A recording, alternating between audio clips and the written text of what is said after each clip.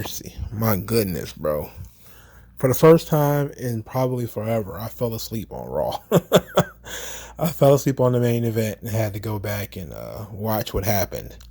So Raw from July 17th, 2023. No news and notes. Just let's get right into it. We'll talk about stuff as it pops up, however. All right, so Cody Rhodes came out and milked the entrance with tears in his eyes. We were in full melodramatic Cody mode here. My people, my home. And he starts going on about, the shadow looming, Brock Lesnar being a shadow looming over him and all this stuff. And he called Brock out. He got no response. He started talking about his mom in the front row. Said his mom, my mother, she taught me how to get out of the mud. She trained me, woke me up every day, gave me a lollipop. I love you, Mom. Then he goes into the, it's not my greatest hits. It's not my favorite song, but my relationship with Brock Lesnar is hard times. And I'm like, oh boy. And the crowd didn't pop when he said hard times, so they clearly didn't get it. So at this point, Cody's just going on, and Brock's music starts to play, and Cody thinks, okay, I'm about to finally get the fight that I want. It plays 2 or 3 times without Brock coming out. So Cody marches to the back, and if you ever watch Cody march, it's pretty funny because he marches very deliberately. It's awful. So he marches to the back, and there's Brock, beat him up, hit him with a chair, Kimura lock, F5 in front of his mom, intimidated his mom a little bit, put him in the Kimura lock again. Nobody did anything about this, by the way. They just watched him murder Cody Rhodes right in front of them. He just beat Cody Rhodes half damn near to death in Atlanta, in his hometown, and then said that his challenge was accepted. And that was it. Never saw either one of these two guys again for the rest of the night. That was it. Wow. So the match is official. Brock Lesnar versus Cody Rhodes, SummerSlam. Gotta tell you, boy, there is definitely something missing in this feud, and I think it's on the Brock side. Brock has not talked, not really, since before Backlash. No explanation to why he attacked Cody in the first place. No real reasoning behind it. And he didn't even tempt Cody or tease Cody or anything like that since. So it's just been brawling, generic brawling. And again, the more conflict you can have, the better. But the more you blow that conflict off, the worse it is. So Brock just beating Cody up every week. Even though he beat him up this week, and I think he beat him up 2 weeks ago. That's still a bit much, still a bit much. So I think they need to inject this feud with something special. People have been pitching all sorts of third match ideas. Somebody said it should be a bull rope match, which I think would work, considering the Brock Lesnar gimmick now is he's a cowboy. So maybe he should go for a bull rope match. That would be fun, and it would be a good way of Cody being able to wink and nod to Dusty, which, he loves to do. So maybe a bull rope match would be nice, or maybe they'll do a cage or something. Who knows? But they need to do something. They just can't just have a third one-on-one match. And I guess keeping it simple has been a problem because it's just been Cody talking, and Brock just not showing up. And then when Brock does show up, there's spurts of fighting, and then we go back to non-activity. We didn't even have Cody come back out or do a backstage thing where we're looking at his ribs or his arm or whatever. We didn't do nothing like that, which you would have done if you're doing a storyline, right? If somebody's injured or something to that effect, you would check on it, wouldn't you? Wouldn't that be the goal? Whatever. Moving on. Gunther versus Matt Riddle. Now, this match was actually very good. Physical. Matt Riddle was keeping up with him when it comes to strikes. I mean, Gunther's chops are just insane. Just the sound of them, it sounds like it hurt so badly. But when you have Matt Riddle throwing kicks, they actually sound like they hurt really badly too. Gunther wins with the power bomb. I absolutely hate Gunther's power bomb. It is one of the weakest looking power bombs I've ever seen. He needs to change his finisher. I hate that. His power bomb sucks. That's the only thing about this guy I would change. I see a lot of people. I don't know why they think that in order to be talented or something like that, you got to be able to juggle and do flips and have all kinds of catchphrases, because I guess that's what they grew up with. But that's not exactly. You got to have all types in wrestling. You got to have your fire and you got to have your ice. You got to have your fluid. You got to have your stable. You got to have a little bit of everything. And Gunther he's ice. Not quite Dean Malenko, but because he does have far more passion than Dean Malenko. But he's not going to be a stand around 10, 15 minute promo, cracking jokes guy. That's not what he's going to be, and that's not what his gimmick is. His gimmick is doing the shit that he did to Riddle tonight, which is, brutally chopping people to death, which is great because he's good at it. After the match, he says that this was the audience's greatest night of their lives, their sad lives, because they came to see the greatest Intercontinental Heavyweight Champion of all time. Says he's building a legacy, and if Drew wants to ride on his coattails, then so be it. He's only going to become the next victim. Simple promo from Gunther. Didn't have to be too flashy. It was right on point there. Would have been nice if they did something that played into last week, where you had Vinci and all those guys Gunther and Kaiser walk away from Vinci. How about, maybe afterwards, I know they were watching, Kaiser could have said, like, that's how you do it. Watch the ring general, and, he should be your role model or something like that. Being a kiss ass or something, and as a way of trying to set a good standard for a guy like Vinci. It just seemed like they dropped the ball with that. I don't know why. It doesn't really make much sense.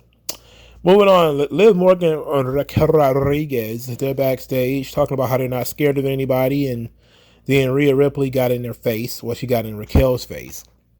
Liv Morgan started to talk, which was a big mistake. She ends up getting headbutted in the face.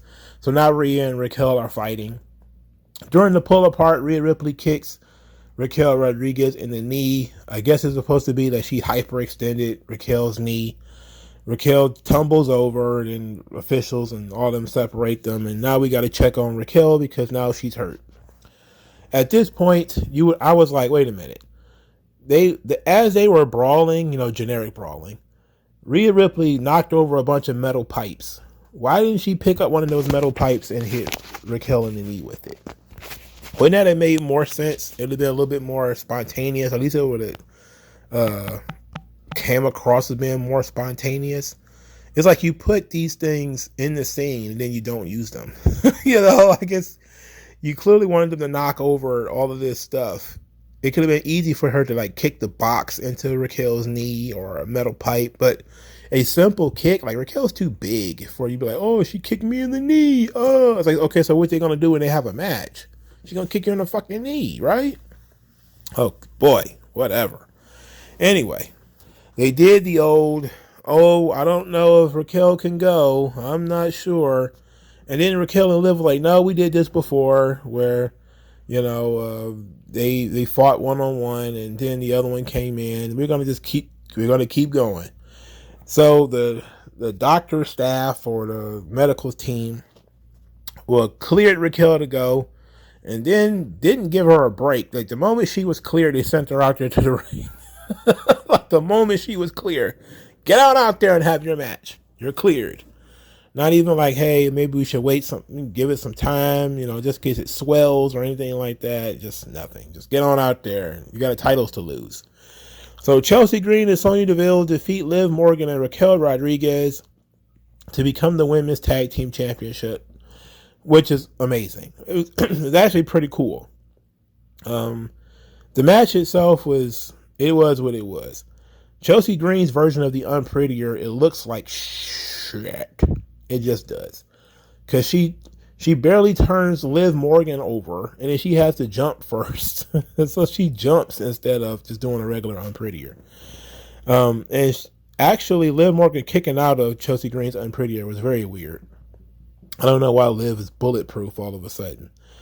In any event, Liv Morgan is pinned after Raquel Rodriguez is taken out. She, of course, has pulled off the apron, chop blocked. Again, another opportunity to do some more serious cheating. Now, Sonya Deville had been working on Raquel's knee earlier in the match, putting her in like the Boston Crab and stuff. So they had been working the knee the whole match. So it kind of was sensible that Raquel was down with the knee injury. So Chelsea Green and Sonya Deville are now the tag team champions. Liv Morgan and Raquel Rodriguez, they won the titles simply to further the feud of Rhea Ripley and Raquel Rodriguez. That was the point of them being the champions again. To break up Shayna and Ronda, and to further the Rhea Raquel story. So them being champions there was no plan for that. They were literally transitional champions because they transitioned from one heel team to another. So Chelsea Green and Sonya Deville are a great pair, though. This match was interesting because both teams actually wearing matching gear, so it actually felt like it was a tag team division. So that helped, but it didn't overstay its welcome. It was fine. The crowd didn't really care until the end, when they popped on the finish. So that's really all we cared about here. So that worked. Afterwards, Sonya Deville and Chelsea Green had a promo. Sonya Deville called Raquel Rodriguez's injury fake and said that they're the best and all this sort of stuff. And then Chelsea Green starts acting like she won an Emmy or something, thanking her various people in her life, like her mom and her trainers and her cat and all this kind of stuff.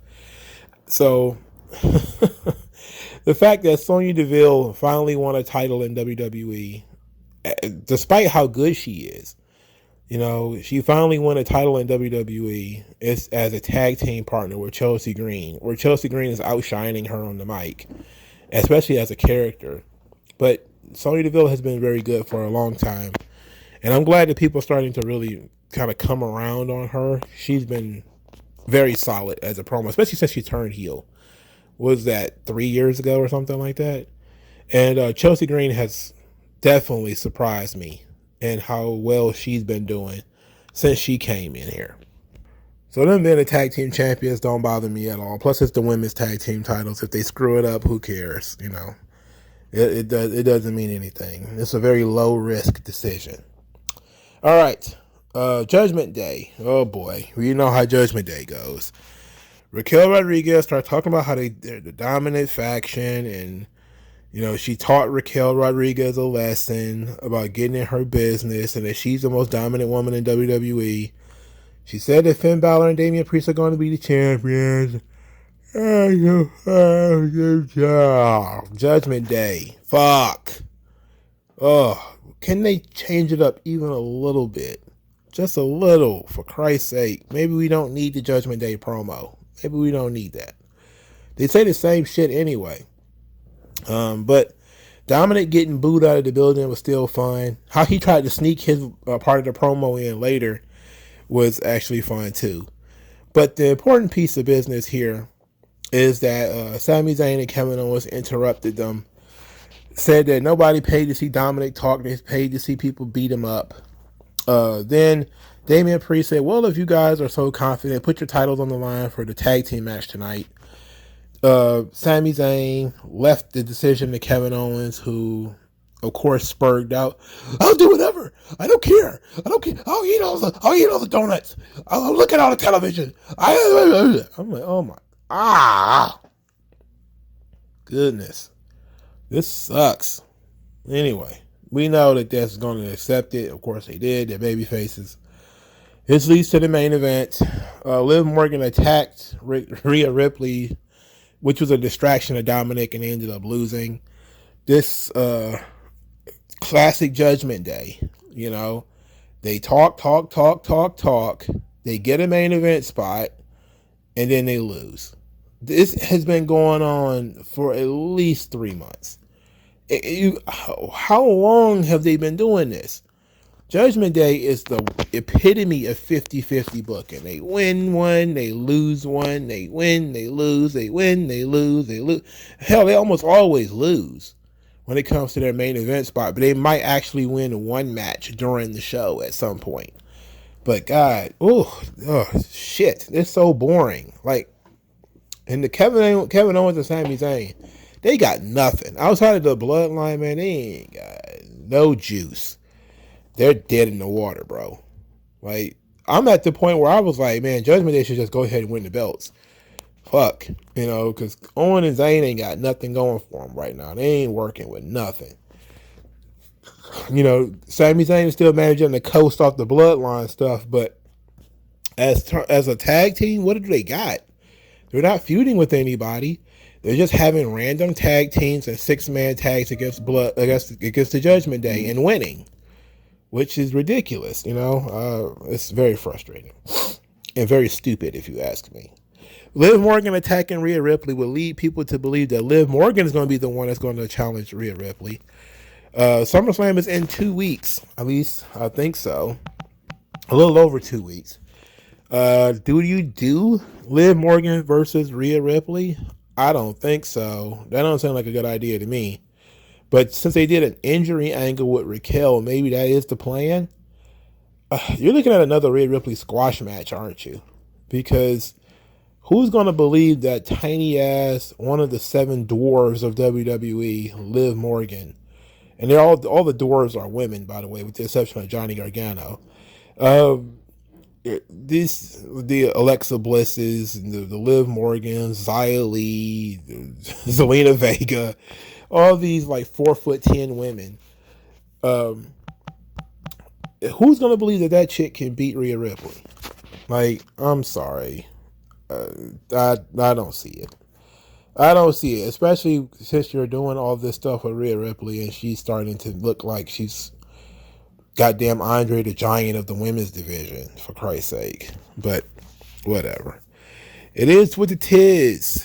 But it kind of feeds into this this story that Shawn Michaels, that people have been floating around that I kind of want to address this. So Shawn Michaels, in one of these interviews that he did, compared Rhea Ripley to China. He said China was one of those rare and unique people. I think she changed the face of the women's wrestling in a big way, so I guess I always kind of had a bias and respect to China. I think she was unlike any others before her, but look, Rhea is absolutely one of my favorites. I knew her from the day she walked into NXT that you could see that she was becoming something special. I wanted to do everything I could to be a part of her career. When she started out with us in NXT UK, I'm just telling you, you could see her grow, you could see her confidence grow, watch her evolve, and just turn into a fantastic performer. And then came over to NXT, continued that ascension. So I'm not surprised one bit by her success on the main roster, and she's still so very young. She's going to surpass, certainly, respectfully, anything China accomplished. But I don't think that will ever take away from what Joni contributed to WWE and this sport in general. So, of course, the China marks and all of the Attitude Era perpetually stuck in 1998 people, well, I'm sorry, in this case it would be 2000, people just flipped the tables and screamed about how China was this and China was that. And look, the comparison between Rhea Ripley and China is apt. It's apt because Rhea Ripley is bigger than pretty much every other woman in the women's division right now. The difference being that back then, there was no physical competition for China. Every single woman on the roster was smaller than she was. And she could do essentially what Rhea Ripley is doing. And it was kind of boring. She was just basically moonwalking through the entire women's division. Now you have women who are physically can compete with Rhea. Raquel is bigger than Rhea. Bianca is strong. I don't know if she's as strong as Rhea. Then you've got people who are, have better personalities, et cetera, et cetera. When you try to compare Rhea Ripley and China, we have to take into account the difference in the times. China was allowed to do things that Rhea Ripley cannot do today, like wrestle men. You know, the number one thing that's going to be the difference between the two of them is that China was able to wrestle men. She was able to get into the Royal Rumble. She was in the King of the Ring tournament. She was able to wrestle for the title. She was able to actually win the Intercontinental Championship, all this sort of stuff.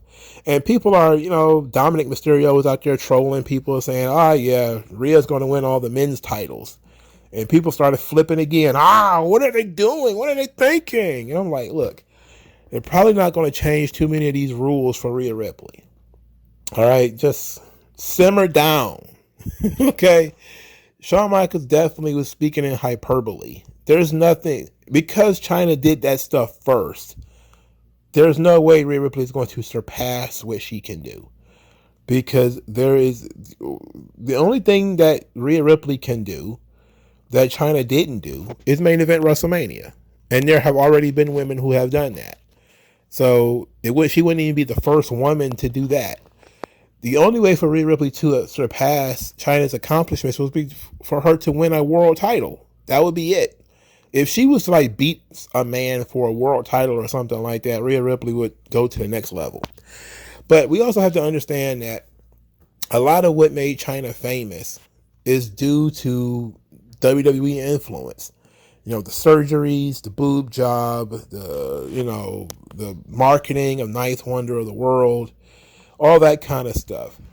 China has 0 great matches, 0 great promos. She has a couple of good angles, like her debut was very good. Her stuff with Eddie Guerrero was pretty good. So she was a part of some things that was very good.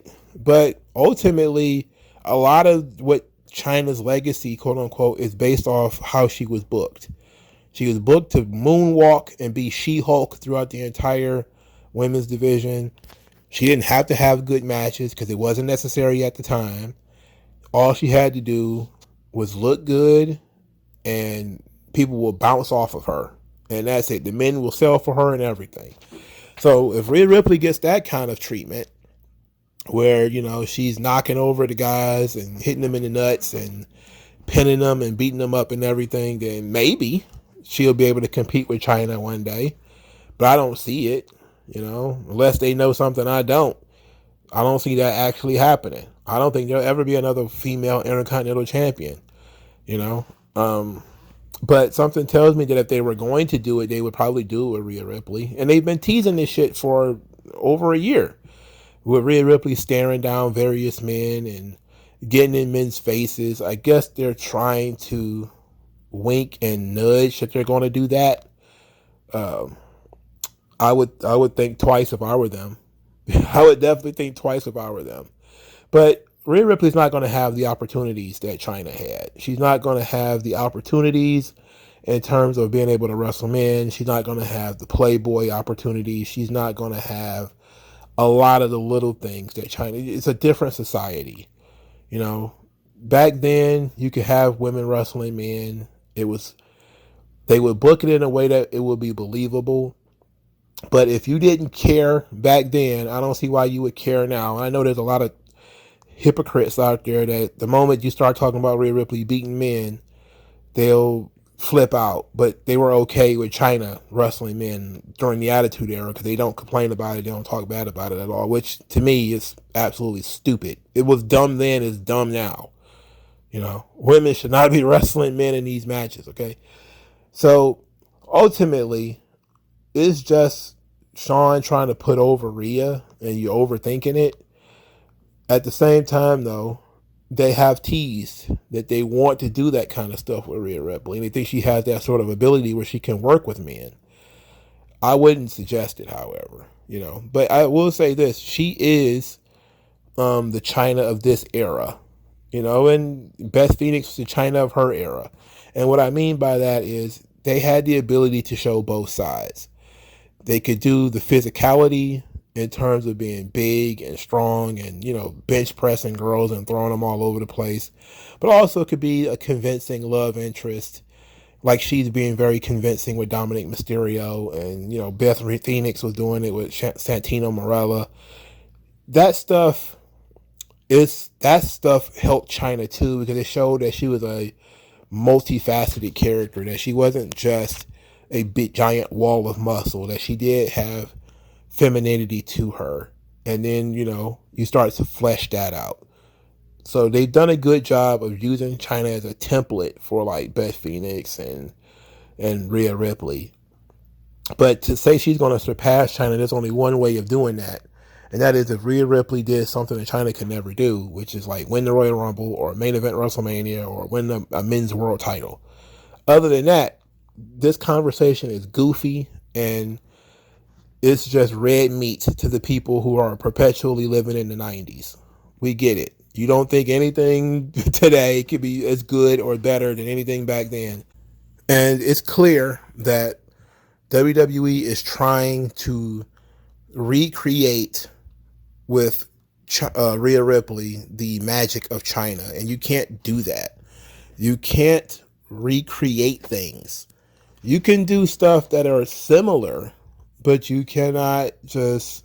Rhea Ripley is not China. It's literally that simple. She's a completely different person. So it's a different dynamic, different situation, different generation, different era. It would not work. So things will have to change today in order for it to be more applicable for her to compare to China. But the societal culture alone just will not allow for it to occur. Rightly or wrongly, for good or bad or whatever. I remember that time when Rhea Ripley was the women's champion in NXT, and they was calling her the NXT champion. Like they kept, that was a weird time, wasn't it? Where it was two NXT champions. Adam Cole was the NXT champion, but Rhea Ripley was also the NXT champion. And people were like, what does that mean? Like they do little stuff like that. They do little bitty things like that to lead you to believe that they're trying to set Rhea Ripley up for big, big things. But they're not turning her into a Barbie doll. Actually, they're making her look less and less sexual. She's doing the feminine stuff when she's with Dominic. Wearing her hair down, she's smiling more.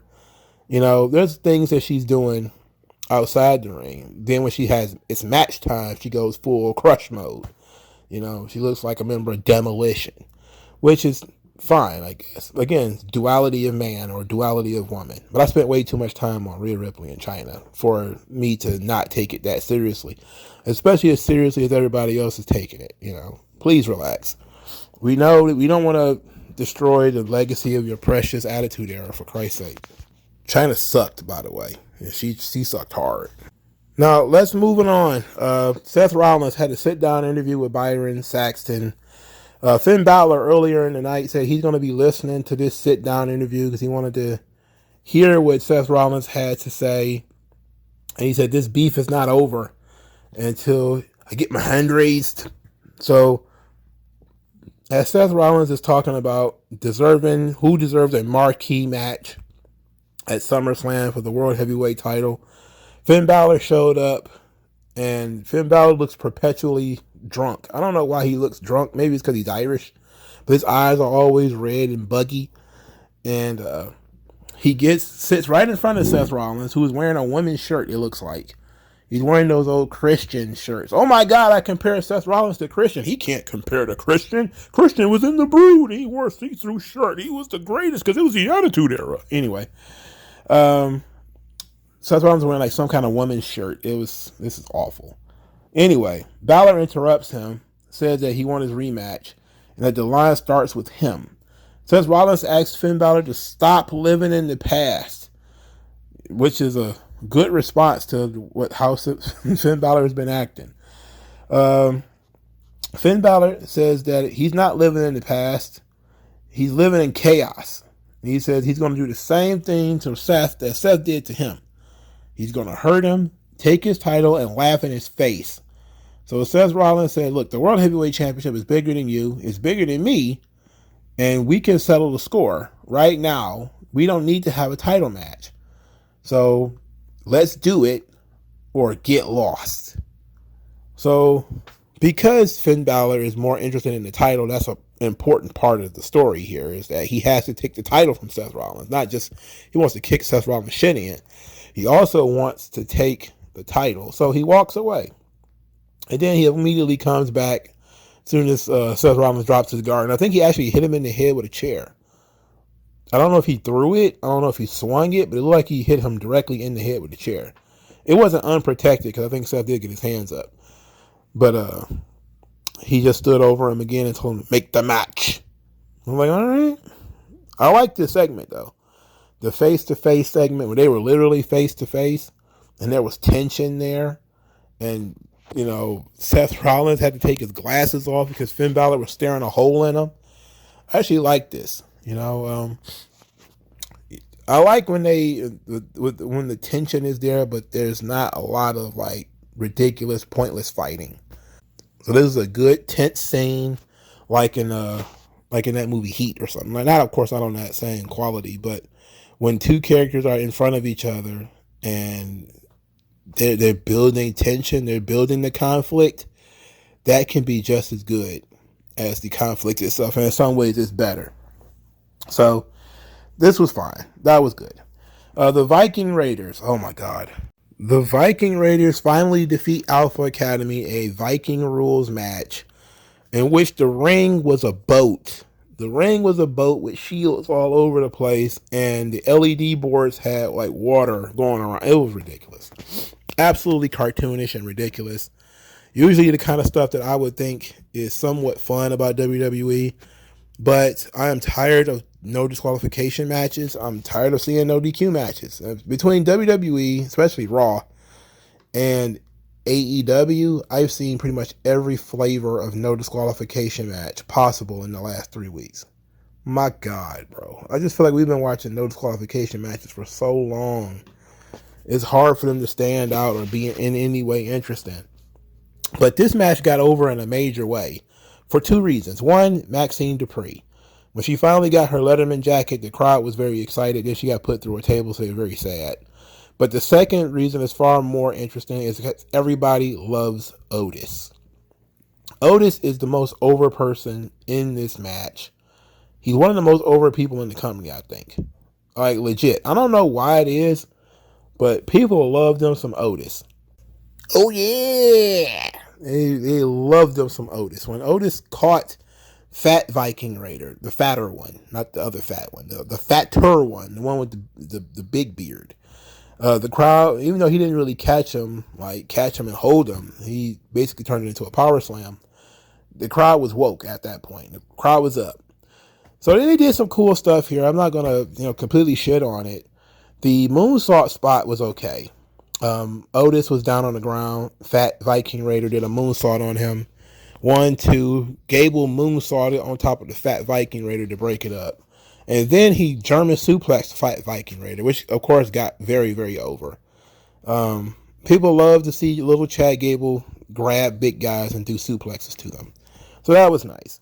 We were granted the blessing of Titus O'Neil on commentary here. And he's yelling about the Viking Raiders. For starters, he said the Viking Raiders stink and that they're musty. And when Kevin Patrick started talking about their Viking gods, he started talking about Jesus. I only serve Jesus Christ. Oh, maybe she does too. I don't know. Like, what? What about Jesus makes you think he's a Viking god? Oh. Anyway, the crowd really, really, really loves Otis. And they're really behind this Maxine Dupree thing. This match was more fun than it should have been. But the Viking Raiders finally win this match.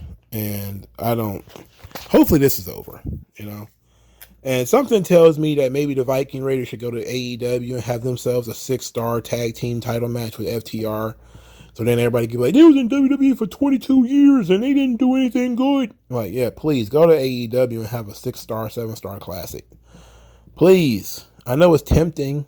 You might not make the same amount of money, but everybody will overrate everything you do if you go there. Please go there. Viking Raiders, you suck here. I can't take no more. I can't stand no more. Moving on. Shayna Baszler defeated Nikki Cross in record time, which was great. That was good. Shayna Baszler needs to win these kinds of matches. Nikki Cross, I don't know what she's doing. Don't care. Anyway, Ronda Rousey cut a promo making fun of Shayna Baszler, saying the crowd goes mild. That she doesn't get a reaction, so that was great. So then Ronda says, like, I was thinking about what you said last week about me sneaking in the back door or sneaking in the front door or whatever.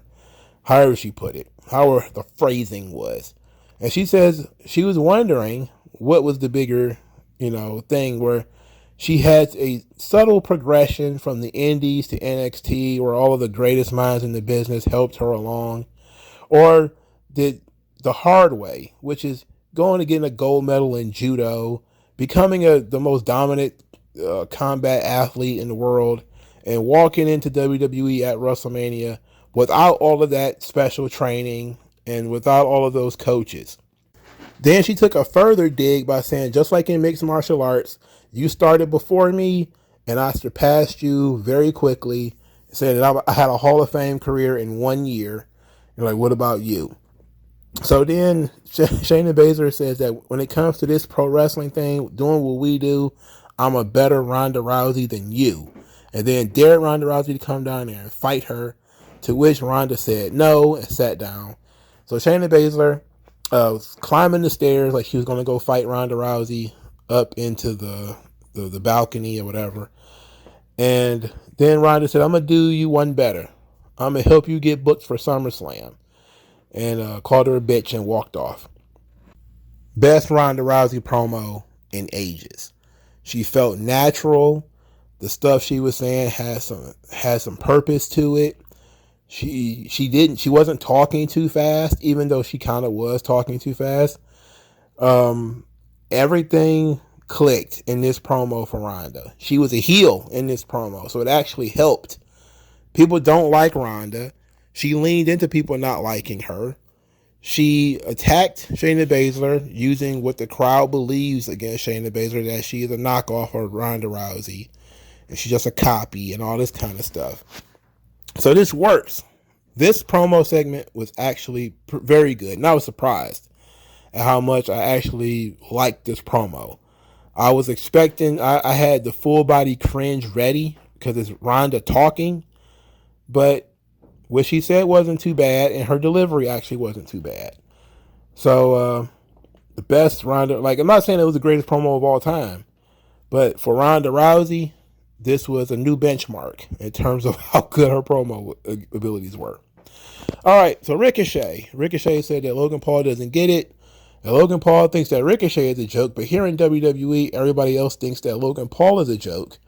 Says that he wants Logan Paul to see him face-to-face next week in Tampa. Too much face-to-face next week. Because now, apparently, Gunther and Drew McIntyre are also going to be face-to-face next week. Come on with the face-to-face. Do something else. You got to try Triple H. Dig into your bag of tricks. Do something else. Too many people doing face-to-face segments. We got a Miz TV segment where The Miz talked to Becky Lynch. He said that Becky Lynch lost to Trish Stratus, lost Money in the Bank, lost to Zoe Stark. Maybe she's losing a step. So then Becky Lynch says that she lost a lot of things over the last year. She lost titles, she lost her mind, but she never lost a step. This entire time she backed Miz underneath the ropes, like the Miz is just backing away from her as if he's intimidated or whatever. Then she said she knows how his stupid show works. Where's the other guests? So the Miz, of course, comes out with Trish Stratus and Zoe Stark. Trish, of course, continues to refuse the rematch with Trish Stratus and says that, hey, Zoe beat you, I beat you, we're done here. We're done with you. But before we leave, we want you to say thank you. To which, of course, Becky refused, said that Trish Stratus was a self-centered psychopath who took advantage of her while she was at her lowest point when she needed help. Trish Stratus took advantage of her because Trish Stratus can't handle her when she's at her best. But that Trish was taking advantage of her, all this kind of stuff. Trish agreed to fight her after some more verbal berating, but she has some conditions. Condition 1 is that Becky Lynch has got to beat Zoe Stark. Condition 2 is that if Zoe Stark wins, then Becky Lynch has to say thank you, Trish. And number 3, she has to tattoo thank you, Trish on her chest. Becky Lynch agreed to all of these things, and I thought it was a joke, clearly. Because I'm like, what is going on here? tattoo "Thank you, Trish" on your chest, and she just agreed to it like without any thought whatsoever. Anyway, they started to fight, which was terrible. It was a terrible fight scene. It was bad. This segment was not good. Trish's promos are getting better. She's getting more into her flow. Becky Lynch she talks too fast too. She has a big issue of talking too fast and getting too manic. You can tell that Becky Lynch patterned her promo style after Roddy Piper, how she gets like super hyped up. The difference being is that Piper in his prime was very witty. He was also very cool. He also knew when to pull it back. While, Piper, when he was a little over the hill, maybe like the WCW days and especially the TNA days, he had a tendency to ramble about things, and some of his stuff was like a non sequitur. Becky Lynch hasn't gotten that bad yet. Like, she hasn't completely gone off the rails yet. But you can see that was the goal of her promo style, is to be a lot like Roddy Piper. And the accent helps, I guess, if that's what she was going for. But at the same time, though, she's clearly not Roddy Piper. So, it is what it is on that tip. I don't know when the last time I was impressed by a Becky Lynch promo segment. I don't know. Conan and Disco Inferno. Let's talk about this real quick because I don't really care about this segment. They spent like 90 seconds, the two of them, trying to figure out why Zoe Stark is getting pushed. Neither one of them had a response. Neither one of them could figure it out. It was pretty funny. Like they were asked by like a fan member or whatever what Triple H sees in Zoe Stark, and neither one of them had an answer to that question. But the crazy thing is, Conan said that he hasn't seen enough of her, but from what he's seen, he doesn't know what he would do. Like he said, if he would even book her. And I'm thinking, because he's a booker at AAA. I'm like, man, I've seen the talent you book. I'm not going to say Zoe Stark doesn't belong on the card. I don't think she should have such a prominent spot. But I've seen some of the talent that Conan has brought into AAA. Bro, be cool. But Zoe Stark didn't do anything here except get into the generic brawl. But everybody's starting to ask the question, why is Zoe Stark here? What is she doing here? There's a lot of people like scratching their head like, Zoe Stark, why is Zoe Stark? Who is Zoe Stark? What is Zoe Stark? And good. That's a good question. Because I've been asking myself that since she started getting that push. Since she came, even before she left NXT. I was asking the question of why is Zoe Stark the one? Like, she's the golden child. And I couldn't understand why. I still don't understand why. I don't think I'll ever get it. But she's in this position, and she can work at least, so we're going to be, she can wrestle, let's say that. No, let's not use the word work. Let's use the word wrestle. She can wrestle at least. She can do moves. And Triple H, that's what he cares about. Maximizing opportunity, she can do moves. So, but Trish Stratus did an interview, of course, where she said she wanted to do a cage match of some sort, and I'm guessing that's where they're going to lead to in this Becky Lynch Trish Stratus thing, because I don't see this going for much longer. Is that they're probably going to end up pulling off some kind of cage match. Now, what kind of cage? Should they have like a regular cage match? Because you don't think they would break out like Hell in a Cell for Trish Stratus and Becky Lynch, do you?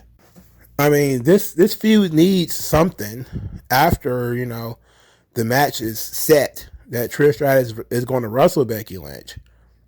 Do you think they'll dust off? This for starters, SummerSlam is going to have like 4 women's matches on it. Trish Stratus versus Becky Lynch, Shayna Baszler versus Ronda Rousey, the women's title match from SmackDown, maybe the women's title match from Raw, unless they decide to put one of them on the SmackDown or the Raw after or something like that. You're looking at a SummerSlam that might have more women's matches on it than you think. So do they go with the full gimmick, the Trish Stratus, Becky Lynch, Hell in a Cell match or something like that? Considering Trish Stratus is doing interviews suggesting it, putting it into the universe. I would hope they would not use the gimmick that way, but If Trish Stratus is on like one last run, I don't see why they wouldn't do it. Look, I'm not looking at things like sacred cows anymore. Look, the wrestling business has gone and blown shit out already, okay? If you're going to be like, they can't use the Hell in a Cell for women, they've been doing it already. So the thing is, it's not like this is some sacred cow, some unfucked virgin. It's already been done. There's already been people in Hell in a Cell matches that got no business being in there. So now we've already gone past that point. So is this feud worthy of a Hell in a Cell match? Obviously the answer is no. There's no blood, for starters.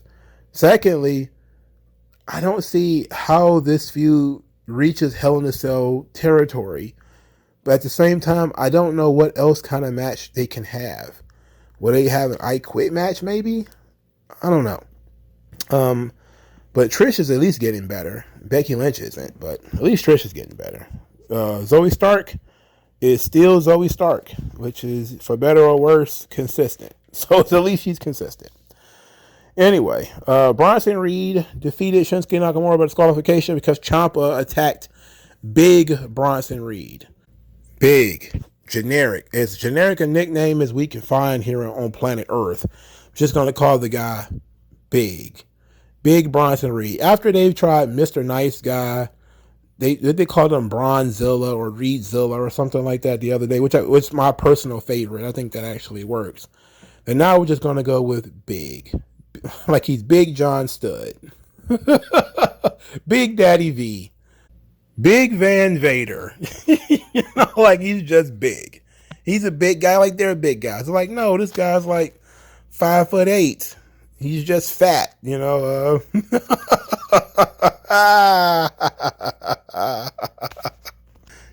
it wasn't Vince McMahon that came up with Big Bronson Reed. That's far too generic for him. Vince McMahon would have made you break out the dictionary, like we came up with stupendous. It'd have been like the enormous Bronson Reed, the gigantic Bronson Reed, the colossal, the mammoth Bronson Reed, the massive Bronson, the gross Bronson Reed. I'm reading these words, by the way. My brain is far too tired to come up with all these synonyms on my own. So he definitely would have come up with something a lot more flavorful rather than just big. And put big in quotations too, like he's not really big, he's just big, if you get me. Oh my God. They was having a decent match. I mean, these two guys, they work well together. They worked well together a couple of weeks ago.